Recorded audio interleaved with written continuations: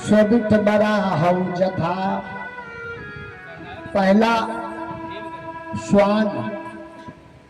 कभी कभी आदमी के पैदा हुआ, लेकिन जहां देखो वहीं झगड़ा एकदम बजा पड़ा है। घर में झगड़ा, अगल झगड़ा, बगल झगड़ा, चौतरफा झगड़ा, जहां पहुंचा झगड़ा शुरू।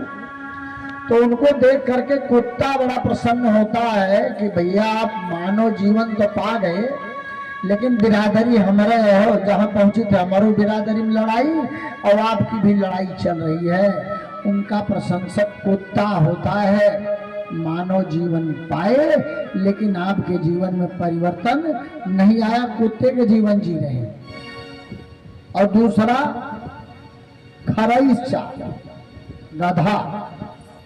आदमी जीवन में जब तक युवा है, जवान है, खूब काम किया, और बुढ़ापे में घर वाले अगर कहे कि तुहार चार पाई सेवानी में कई दिन जाए, खूब वही खखारो, लील गाहो, छुट्टा जानवरों भागे और आराम से घर में गंदगी न हुए, तो उनका दिए कि गधा खुश हो जाता है कि जैसे पूरे जीवन लोग हमसे काम लिए और वृद्धावस्था में डंडा मार के जंगल में छोड़ दिए।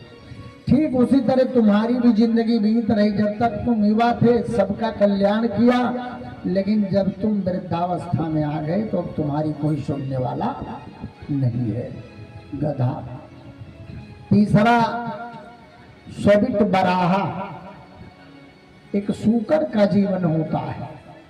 कुछ लोगों से पूछो कि भैया क्या कर रहे हो, कहें यार काम नहीं करेंगे तो क्या खाएंगे। खाना है तो काम करना है, और काम करना है तो खाना है। तो उनको देख के सुअर खुश हो जाता है कि जीवन जिए, खाएं और मरें, इतने के लिए हम भी पैदा हुए।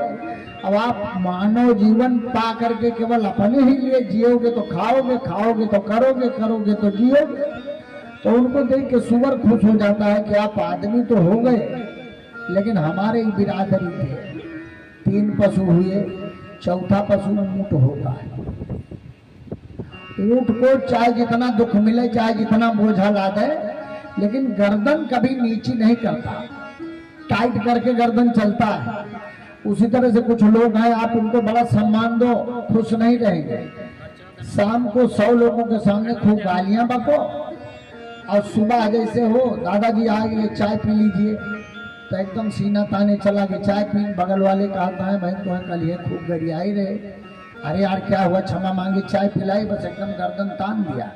तो उनको देख के ऊंट खुश हो जाता है कि आप भी हमारे ही बिरादरी हैं, बड़ा दुख पाए, सब कुछ किए, इज्जत बेइज्जत मान सम्मान का कोई ज्ञान नहीं, एक बार आपको प्रेम से चाय पिला दी, बस सीना तान के चलना शुरू कर दिया।